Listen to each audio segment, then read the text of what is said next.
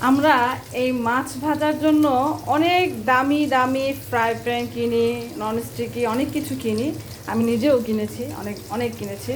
তো দেখা গেছে ওইটা আপনার অনেক তেল গরম করে তারপরে আপনার মাছ ছাড়তে হয় যাতে মাছটা লেগে না যায়। আর যদি কোনোভাবে গরম না তেল গরম না করে যদি কোনোভাবে ভুলে দিয়ে দিই, দেখা গেছে এই মাছ আর সহজে উঠে না, উঠলেও মাছের 12টা 13টা বেজে যায়। বিশেষ বিশেষ করে যে কই মাছ, তারপরে হচ্ছে আপনার যেসব মাছের চামড়াগুলো একটু বেশি পাতলা, ওগুলো তো লাগবেই।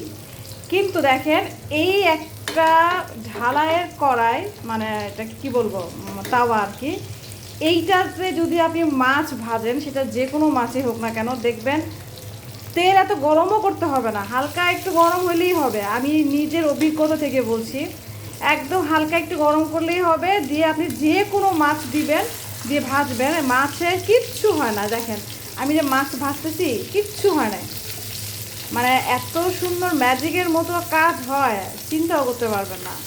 আমার খুবই পছন্দ হয়েছে এই জিনিসটা। এটাতে কেন এতদিন করি নাই, দেখেন বড় বড় হোটেলগুলোতে মাছ ভাজে এরকম ঢালাইয়ের বড় বড় তাওয়া দিয়ে। তো আশা করি আপনাদের ভিডিওটা পছন্দ হয়েছে এবং খুবই উপকার হবে আমি মনে করি। অ্যাটলিস্ট একটা কিনে দেখেন, এটার প্রাইস বড় জোর 120 টাকা থেকে 150, খুব বেশি হলে 200 টাকা নেবে। দিয়ে দেখবেন মাছ ভেজে কতটা মজা। ধন্যবাদ, সবাই ভালো থাকবেন।